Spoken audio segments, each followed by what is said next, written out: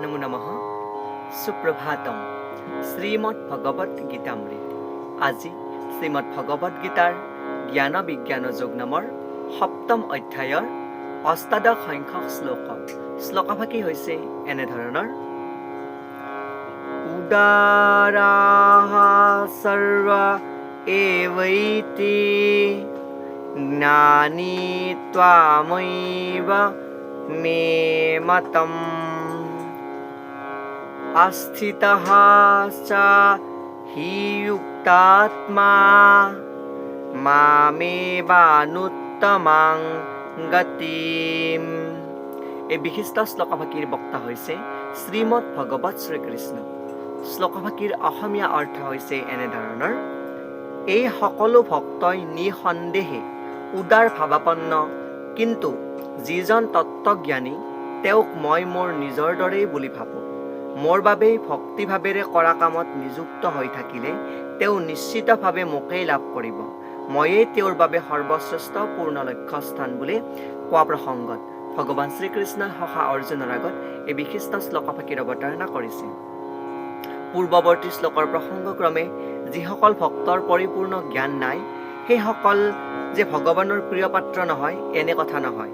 ভগৱান হৈছে এগৰাকী উদাৰ মনৰ অধিকাৰী, যি পূৰ্ণ জ্ঞান নথকা ব্যক্তিৰো তেওঁক যিয়ে শুদ্ধ চিত্তেৰে প্ৰাৰ্থনা কৰে তেওঁকো তেওঁ একেই সমান দৃষ্টিৰে চায়।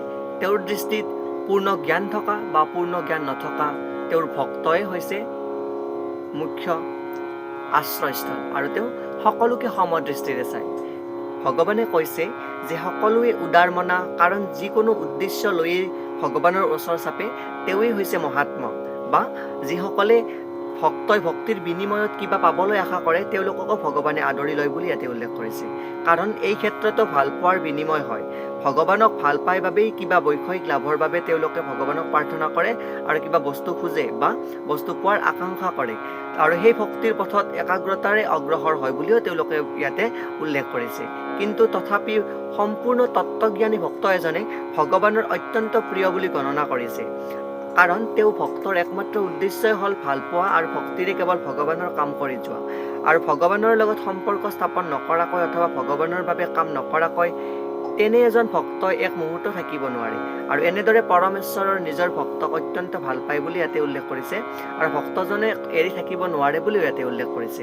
আৰু সেই প্ৰসংগত শ্ৰীমৎ ভগৱত মহাপুৰাণৰ নৱম স্কন্ধৰ ৪ৰ্থ অধ্যায়ৰ ৬৮ সংখ্যক শ্লোকত ভগৱানে উল্লেখ কৰিছে, সাধৱৌ হৃদয়ং মহ্যং সাধুনাং হৃদয়ং ত্বহম মদনত তেন জানন্তি নাহং তেভ্যো মনাগপি। অৰ্থাৎ ভক্তসকল সদায়েই মোৰ হৃদয়ত আছে আৰু মই সদায়ে তেওঁলোকৰ ভক্তসকলৰ হৃদয়ত আছোঁ। ভক্তই মোৰ বাহিৰে আন একো কথা নাজানে আৰু ময়ো ভক্তজনক পাহৰি থাকিব নোৱাৰোঁ।